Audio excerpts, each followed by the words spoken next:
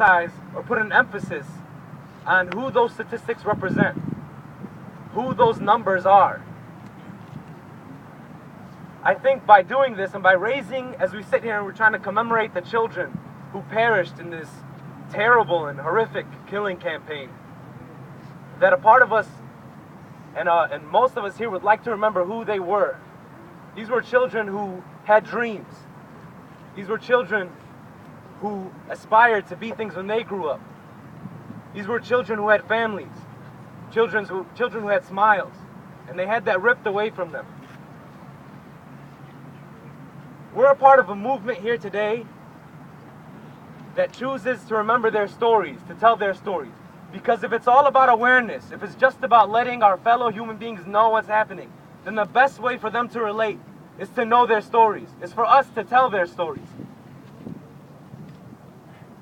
No matter what Israeli spokesman, no matter what spokesman, military official, intelligence officer, no matter what they say, how they try to rationalize or justify what happened, all human beings know that the killing of children is unacceptable. That is never okay to kill children. No matter what an international jurist recants, no matter what he recants, there is nothing that makes the killing of children okay. And I just want to remind all of us that when we see those numbers and we see those statistics scroll across the bottom of the newscast or appear at the top of an article, that every single one of those numbers represents a face. Every single one of those numbers has a story. 3 years ago, among those stories, 3 years ago, a couple who for 5 years was trying to have a child, they were blessed with a 6-month-old baby.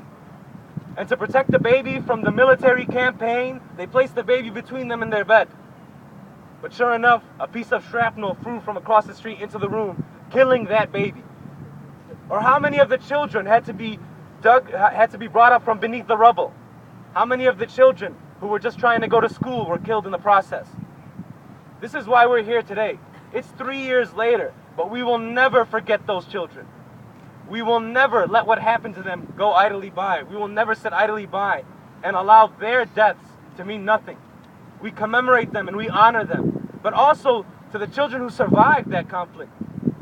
We tell them to live on and to dream on, and that we will stand here, although half the world away. We'll defend their rights and we'll stand up for them.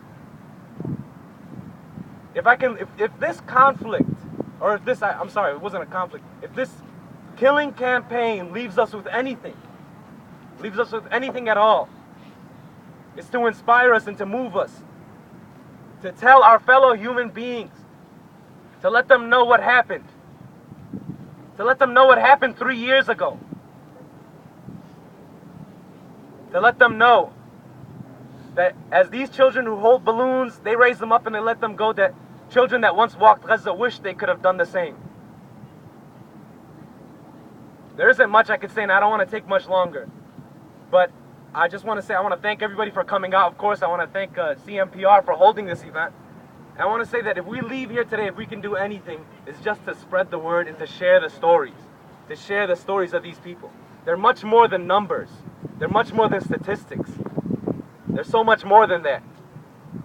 And I think it's our duty to share and spread the word. Thank you.